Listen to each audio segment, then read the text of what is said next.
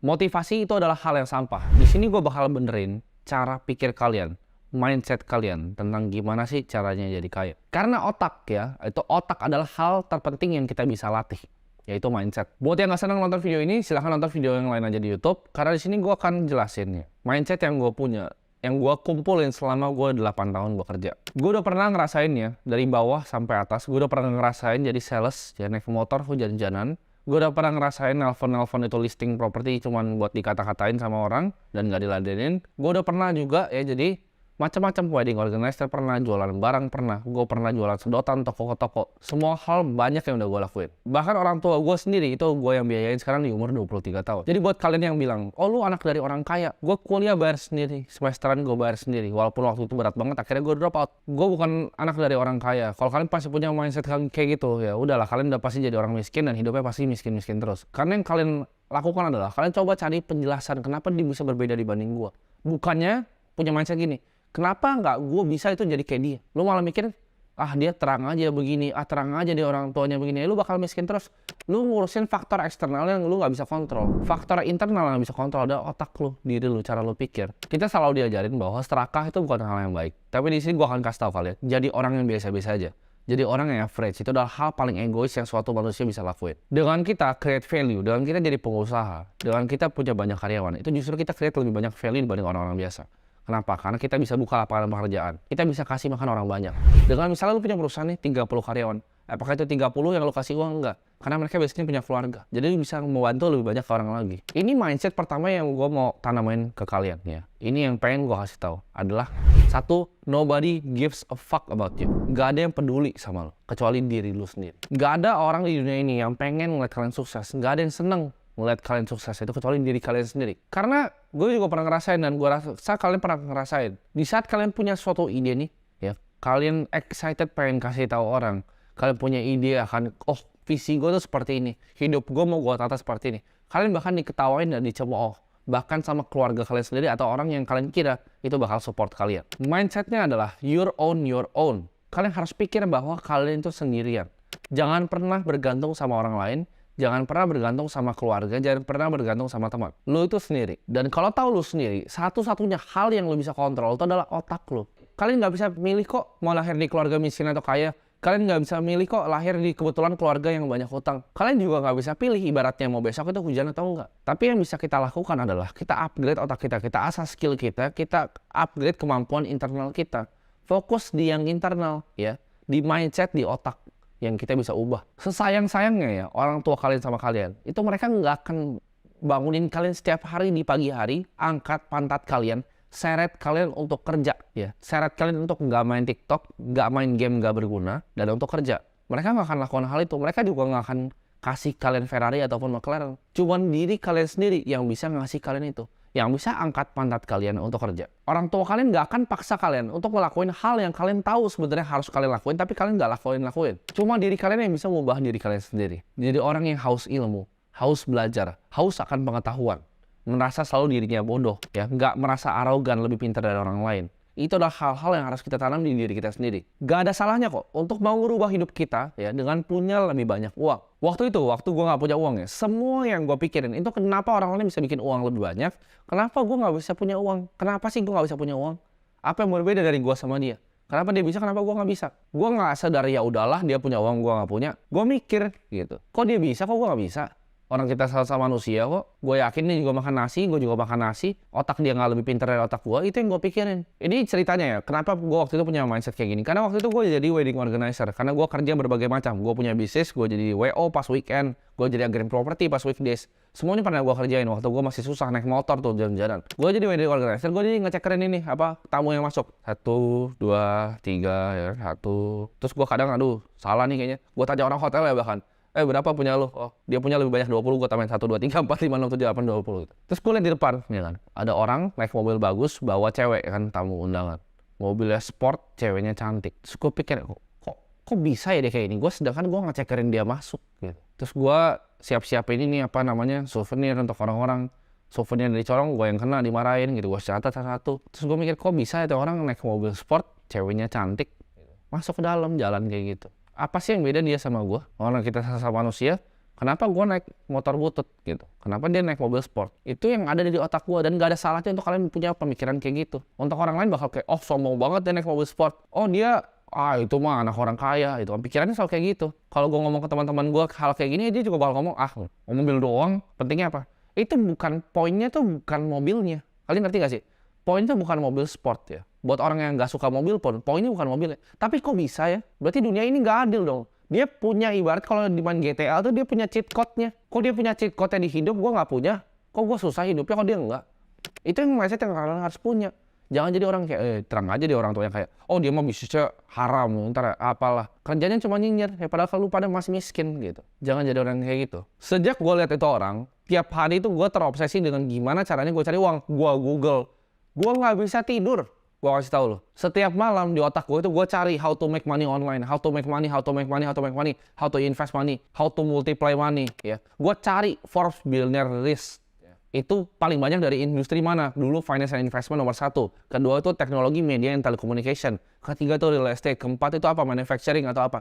Gue cari ya orang-orangnya, gue pelajarin satu persatu. Apa sih yang dilakuin sama Mark Zuckerberg? Apa sih yang dilakuin sama Bill Gates ya? Bill Gates itu kaya dari mana?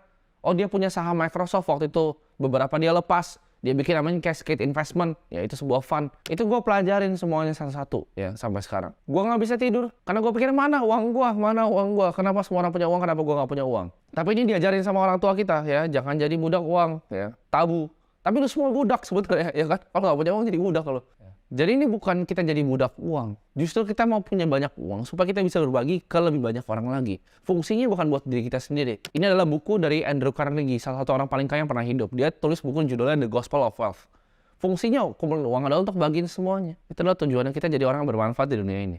Lu coba bayangin gak sih, lu punya uang itu kagak? Gue aja nggak bisa tidur. Gue aja googling terus, gue aja cari barang terus. Yang lu lakuin apa? Scrolling ya kan. Mungkin lu termotivasi nonton video ini, besok ntar balik lagi gitu. Main game nggak berguna, jalan-jalan nggak berguna, ngopi-ngopi nggak berguna. Lu bayangin, lu boleh lah, lakuin itu boleh lah. Tapi nanti kalau udah punya duit gitu, lu belum punya duit, ya belum bisa angkat derajat orang tua lu, hidup lu udah nggak ada gunanya gitu main game doang. Bilang, oh tapi kan pro player gajinya segini. Pro player berapa dari berapa sih? Emang lu pro player bukan kan? Gitu. Gak ada salahnya untuk mikir itu gue pasti bisa. Dari gue masih ngecekin itu, gue udah bilang ke diri gue pasti suatu saat akan di hotel ini naik mobil ini. Mungkin kalau gue ngomong itu ke teman gue atau ke orang tua gue, waktu itu gue diketawain, dikira orang gila kali ya ini orang. Gue udah bilang dari dulu gue pasti jadi miliarder ya. Dari SMP gue udah bilang gue pasti jadi miliarder. Gimana pun caranya sampai mati gue akan jadi miliarder di usia muda. Itu mindset yang gue tanam. Gue yakin gue pasti bisa. Gue ada bukunya ya. Hal yang gue mau beli semua udah gue coretin satu-satu. Udah bisa semuanya yang gue beli di buku itu. Di buku itu gue targetinnya terlalu panjang 2030. Karena waktu itu buat gue itu nggak mungkin gitu. Semua udah gue coret di umur 22 tahun ya. Jadi 8 tahun lebih dulu. Kalian harus punya mindset ya, suatu saat gue pasti bisa.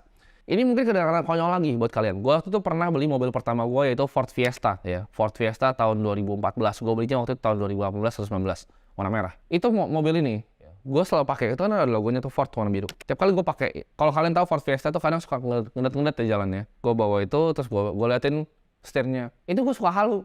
Ya, yang gue lihat tuh adalah bukan logo Ford, tapi kuda poninya Ford Mustang. Gue selalu pikir bahwa Ford Fiesta ini adalah Ford Mustang. Sampai akhirnya gue juga punya beneran Ford Mustang. Ya, apakah itu hal yang gila? Ya gila gitu, halu. Cuman gue selalu percaya bahwa gue bisa. Kadang kalau misalnya di rumah gue kasih tau ya, rumah gue itu kamar tidur gue itu lebih kecil dibanding kamar mandi tamu apartemen gue sekarang. Itu tuh ada jendela kecil, dari gue suka lihat jendelanya. Itu keluarnya tuh nggak jelas, itu kayak belakang gitu. Tapi gue selalu lihat di jendela itu tiap malam. Gue bayangin itu adalah apartemen dengan view city lights-nya Jakarta. Walaupun gue kecil kamarnya, tapi itu yang gue selalu mimpin. Setiap malam gue tiduran gitu, gue lihat ke atas. Apakah gue mau jadi orang biasa-biasa aja? Enggak jawabannya. Kalian punya mindset bahwa nobody gives a fuck about you, dan itu cuma lu yang bisa ngubah diri lu sendiri. Cuma lu yang bisa angkat derajat orang tua lu. Punya mindset kalau lu put 100% fokus kepada sesuatu, yakinlah bahwa kalau dia bisa, gue juga bisa. Ini adalah mindset juga yang gue punya. Bahwa hidup ini adalah sebuah kompetisi. Banyak yang akan bilang ke kalian, oh hidup ini bukan kompetisi. Tapi hidup ini kompetisi. Lu dari sekolah aja udah kompetisi ya kan. Siapa yang mau sosokan jadi juara ranking 1 nggak berguna itu. Bahkan sampai pekerjaan ya kan. Pelan-pelan dari karyawan mau naik jadi supervisor, jadi manajer, ntar jadi direksi, sikut-sikutan semuanya. Itu apa kalau bukan kompetisi?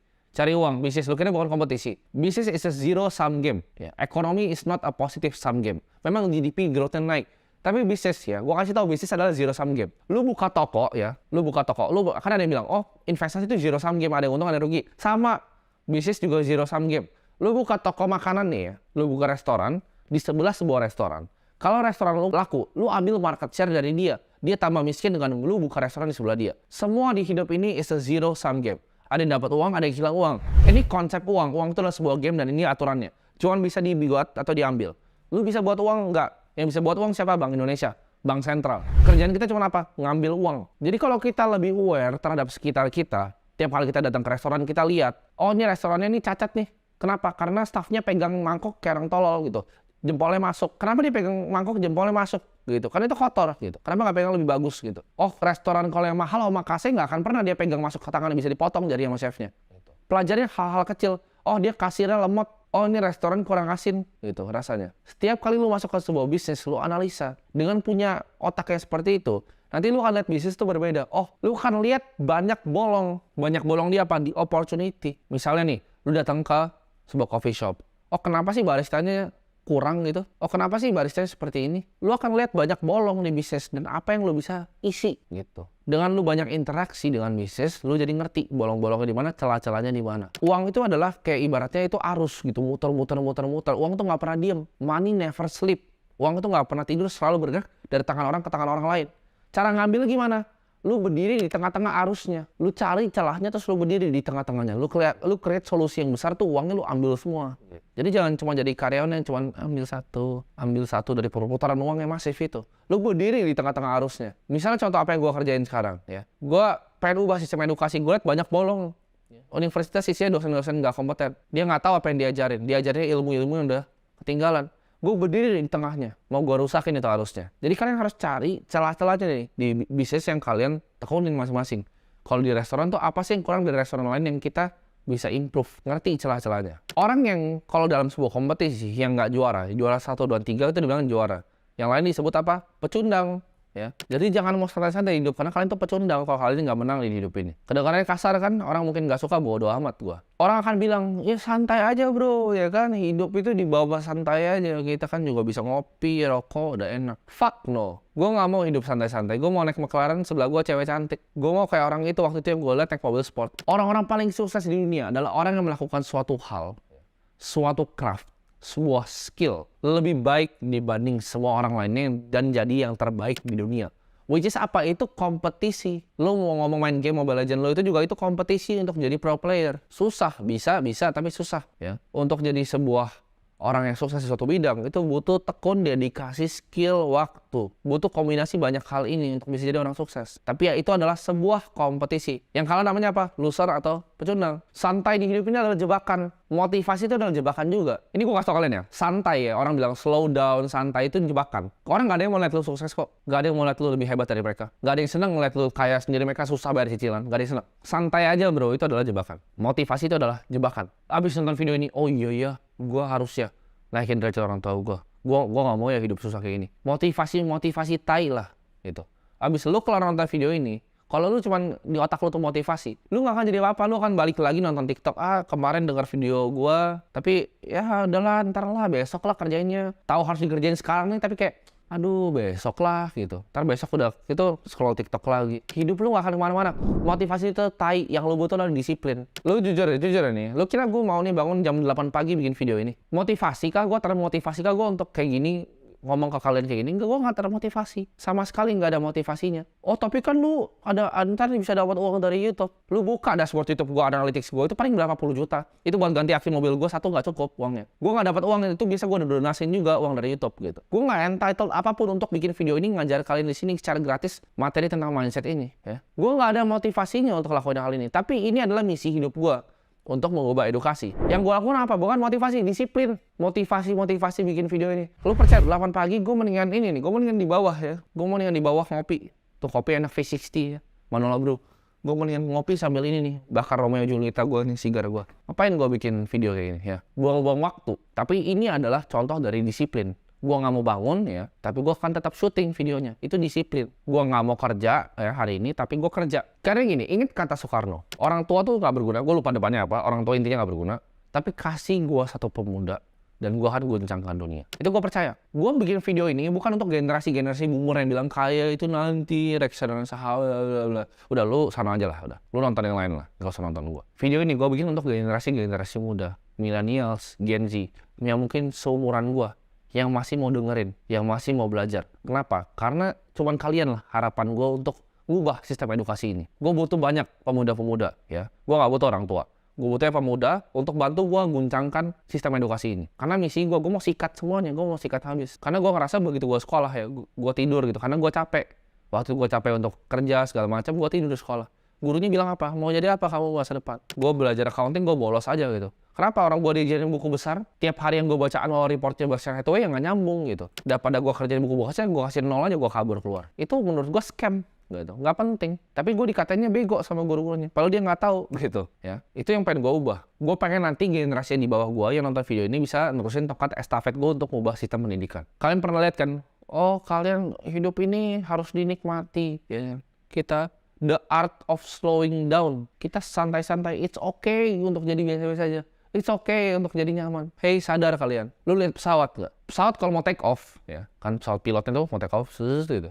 Lu bayangin gak sih kalau lu lagi mau take off nih, lu mau jadi orang kaya, lu mau keluar nih dari perbudakan ini, lu mau keluar dari perbudakan modern ini, lu mau jadi orang yang naik mobil sport dengan cewek cantik, lu naik ibarat pesawat nih udah mau naik, ya kan? Lu berhenti di tengah-tengah, terbang nggak pesawatnya kagak terbangnya, bahkan udah mau di terakhir udah mau angkat nih, lu pelan-pelan jatuh pesawatnya hancur pesawatnya, slowing down, lu butuh speed kecepatan, ya. Pesawat pas akselerasi, dia bukannya tambah pelan, tambah cepat sampai dia terbang. Sampai terbang, udah tinggi, baru bisa lebih santai. Dia mulai gliding. Jadi jangan lu masih di sini, masih miskin, udah mau jadi sok-sokan jadi pesawat yang di atas lu. Mau santai-santai. Orang yang ngomong santai-santai, banyak yang udah di atas. Oh itu is okay ya, iya duit lu udah banyak. Tapi kalau gue susah kasih makan orang tua gue susah bayar kuliah adik gue. Itu nggak bisa slowing down, gue susah bayar cicilan tuh nggak bisa slowing down. Ya. Kemarin tuh ada orang yang komen di YouTube gue lupa, dia minta gue pengen cari, cuman kayaknya ketimbun ya, udah banyak banget yang komen, ratusan soalnya. Ada yang bilang gini, hidup itu probability, lu menggampangkan hidup bro, kan lu mungkin begini, tai lah. Tai. Gue kerja 14 jam sehari, 7 hari seminggu. Dan lu bilang gue hoki. 8 tahun gue dari SMP, lu masih main gundu, kencing belum lurus, gue udah kerja. Ya. Kencing lu belum lurus, yang gue udah lakuin, gue udah impor barang dari Cina. Dan lu masih bilang gue hoki gitu. Gak masuk akal gitu. Lu 19 tahun masih kuliah, gue udah bangun perusahaan dengan 100 karyawan. Gak masuk akal. Ada juga bilang, oh ngapain denger ini bocah? Gue punya klub IBL di umur 22 tahun. Buat yang nggak tahu itu kayak NBA-nya Indonesia. Lo kira gampang kayak gitu? Gue bangun perusahaan yang masuk top 15 growing startup di Indonesia nomor 9. Lo kira gampang bikin hal itu? Dan kalian berasa ini, waktu gue ini penting buat ngajarin kalian hal-hal ini. Lo dengan mindset kayak gitu, otak gitu bilang, lo anak orang kaya. Lo gue kasih 1 miliar juga bakal miskin lagi kok. Kasar kan kadang-kadang, tapi bener. Gue kasih 1 M lo bakal miskin besok. Lo lihat lah Mike Tyson. Kenapa bisa bangkrut uang sebanyak itu? Kenapa pemenang lotre uangnya balik lagi? Karena uang itu adalah mindset. Kalau lu nggak berhak dapetin uangnya secara mindset, uang itu akan diambil dari lu. Karena gue bilang tadi, uang itu cuma bisa diciptakan atau diambil. Uang lu bakal diambilin, bos. Orang lu nggak ngerti kok tentang uang, uangnya bakal diambilin sama orang lain yang ngerti ya terhadap uang ini. Dan mindset terakhir ya, yang gue mau selipin di video ini, adalah belajar untuk harness yang namanya emosi. Belajar untuk pakai emosi untuk hal yang baik. Gue liat banyak banget anak muda sesat. Contohnya misalnya diputusin sama pacarnya. Diputusin pacarnya yang ada malah naik motor, kebut-kebutan gitu kan. Wah, kebut-kebutan bikin TikTok gitu kan, bikin TikTok sedih-sedih pakai lagu galau ada quotes-nya gitu. Lu cuma diputusin sama pacar gitu. Kenapa lu malah mau ngerusakin hidup lu gitu? Lu emosi kan ya, emosi kan. Bagus. Pakai untuk hal yang positif. Jangan lu malah, aduh mau bunuh diri gitu. Lu harus putusin sama pacar, Jack. Malah mabok-mabokan gitu kan. Di klub malam padahal duit juga belum punya. Lu kalau udah punya duit mabok-mabokan silahkan ya. Lu mau buka Don Julio itu silahkan. Tapi lu kalau misalnya nggak punya duit, mabok-mabokan cuman karena dia putusin pacar. Pakai energinya untuk hal yang lebih berguna. Emosi atau kemarahan itu adalah energi paling kuat yang ada di alam semesta ini. Itu energi yang gak akan pernah habis. Emosi apa? Emosi ketika lu lihat ya di keluarga, itu keluarga lu yang selalu dikecilin. Ketika nyokap lu tuh jadi orang yang tukang cuci piring dan selalu minder sama keluarga yang lain. Itu adalah emosi yang kalian harus punya. Itu emosi dipakai untuk apa? Daripada marah-marah diharnas. Kalian belajar pertajamin dan fokusin emosi itu ke satu titik. Di saat kalian bisa lakuin hal itu, kalian bisa lakuin hal-hal yang orang lain gak bisa lakuin. Gue yakin semua orang kaya itu ada kepahitan di dalam hidupnya yang dia mau ubah. Ada emosi yang dia harness. Pakai emosi untuk hal yang positif. Karena itu adalah energi yang endlessly renewable. Nggak akan pernah habis. Emosi apa? Marahlah sama diri lu sendiri. Ya. Nggak apa-apa jadi orang yang emosian. Orang bilang, oh kalian jangan jadi orang yang emosian. Ya, jadi sama. Nggak apa-apa jadi orang yang emosian. Marah sama diri lu sendiri. Kenapa lu main game di saat lu masih miskin? Marah sama diri lu sendiri. Kenapa yang lu nggak pikirin tuh gimana caranya angkat derajat orang tua lu? Marah sama diri lu sendiri. Kok gue nggak bisa bantu nyokap gue ya? Dia udah tua masih harus kerja. Kok gue nggak bisa bantu dia? Marah sama diri lu sendiri. Kok lu jadi orang yang miskin dan jadi orang nggak berguna di hidup ini? Jadi orang yang cuman komen gitu kan, cuman nyinyirin. Oh ini lu begini, ini orang tahu apa sih? Lu tinggal di kamar nyokap lu gitu dengan chat gitu. Modal pulsa. Hidup lu jadi apa? Pengangguran. Marahlah sama diri lu sendiri. Kenapa lu nggak cukup kompeten untuk belajar skill baru? Orang lain bisa lakuin belajar skillnya, kalau lu nggak bisa belajar skillnya, berarti lu yang bego dong. Masa mau sih jadi orang bego gitu? Marah sama diri sendiri. Kok gue bego? Gunain marah itu untuk hal yang positif. Lu harus marah sama diri lu sendiri karena mau coba hal baru tapi takut. Lu harus marah lah ketika lu lihat nih mobil sport di pik naik bawa cewek cantik. Marah sama diri lu sendiri. Gue juga marah sama diri gue sendiri waktu itu. Kok ada yang begitu ya? Lu harus marah. Kok dia bisa naik McLaren di pik sama cewek cantik, buka atasnya gitu. Sedangkan gue naik mobil butut, cewek gue cantik kagak, ya biasa-biasa aja, bikin pusing dia, gitu. Tapi gue cuma naik motor nih, ya. Kok bisa sih? Marah sama diri sendiri. Kalau nggak berubah hidup lo. Semoga ya gue harap bacotan gue hari ini itu bisa mengubah hidup lo sedikit lah ya. Sedikit. Karena gini, waktu lu untuk jadi kaya, waktu lu nih time is ticking cuma 10-20 tahun, ya. Buat lu yang semua belum sadar, 2019 tuh 5 tahun lalu. Lu udah buang tuh. Misalnya kalau 2019 nggak ngapain, lu udah buang 5 tahun hidup lu. Waktu lu tinggal mungkin 10-20 tahun lagi untuk bisa punya. Karena gini, umur tuh akan mendegrade badan lu. Lu akan jadi tua bangka gitu. 10-20 tahun lagi, itu kesempatan lu untuk bisa enjoy hidup. Bisa kasih bangga orang tua lu sebelum orang tua lu nggak ada. Ya, bisa kasih bangga teman-teman lu. Bisa bawa mereka semua jalan-jalan keliling dunia. Itu waktunya cuma 10-20 tahun lagi. Lu harus jadi kaya secara cepat. Beresin mindsetnya. Gue nggak bilang ini gampang, ini kaya secara cepat. Nggak, sama sekali gue nggak bilang kaya itu gampang. Susah, gue kerja 14 jam sehari, ya, 7 hari seminggu. Nggak ada yang gampang di hidup ini. Itu akan butuh kerja keras, lu akan keringet darah untuk dapetin uang. Tapi itu hal yang lo harus lakuin 10-20 tahun untuk enjoy hidup, jadi miliarder muda, dan menikmati hidup ini. Jangan mau dibohongin sama boomer. Karena dia umur 20 tahun dia masih gembel gitu. Jangan mau dengerin dia. Dan sebenarnya jangan fall for bullshit ya. Harta itu nggak dibawa mati kok. Iya kan, yang penting di akhirat, dunia ini nggak penting. Harta nggak dibawa mati. Kata siapa? Memang harta nggak dibawa mati. Tapi dengan harta yang banyak lu bisa bantu lebih banyak orang. Sebelum lu meninggal lu bantu 1000 orang. Sebelum lu meninggal lu bantu 100.000 orang. Untuk ubah hidup mereka. Lu kasih makan banyak orang. Lu ubah edukasi di Indonesia. Banyak lo bisa lakukan dengan uang ya. Jadi orang yang bilang, oh hidup biasa-biasa aja, lu cuma susah hidupin keluarganya. Itulah orang paling egois. Lu cuma mau dibantu diri lu sendiri. Sedangkan orang-orang kaya yang lu kata-katain ini, mereka bantu lebih banyak orang dibanding lu pernah seumur hidup lu dan semua nenek moyang lu. Mereka bantu orang-orang banyak, mereka bikin lapangan pekerjaan. Lu mereka, oh sombong banget naik mobil sport. Ya biarin lah itu kesenangan mereka. Mereka udah bantu lebih banyak orang gitu. Lu bilang kayak misalnya, oh dia tahu apa sih tentang hidup, masih anak kecil nih 23 tahun. Gue udah sekolahin 50 anak. Gue udah kasih bantuan pendidikan ke 50 anak, lu udah ngapain nih hidup? Belum ngapa-ngapain kan. Bullshit boomer yang kasih tahu kalian. Oh uang itu nggak dibawa mati lah apa. Ini yang paling konyol nih ya kan. Tadi kan harta nggak dibawa mati. Sekarang ada lagi nih yang konyol nih. Kuburan kita sama. Kata siapa bos? Kuburan kita sama. Lu pernah lihat nggak sih kuburan Emperor Cina? Itu tinggi banget gitu kuburannya. Nggak sama kuburannya. Lu pernah lihat nggak piramid? Itu kuburan ya. Jadi kalau bilang kuburan kita sama, enggak, kuburannya nggak sama. Dan harta itu bisa dipakai untuk bermanfaat untuk banyak orang. Jadi jangan fokus ke hal eksternal kita nggak bisa kontrol, fokus ke hal yang kita bisa kontrol. Ubah mindset kita ya. Jangan mau punya mindset orang miskin.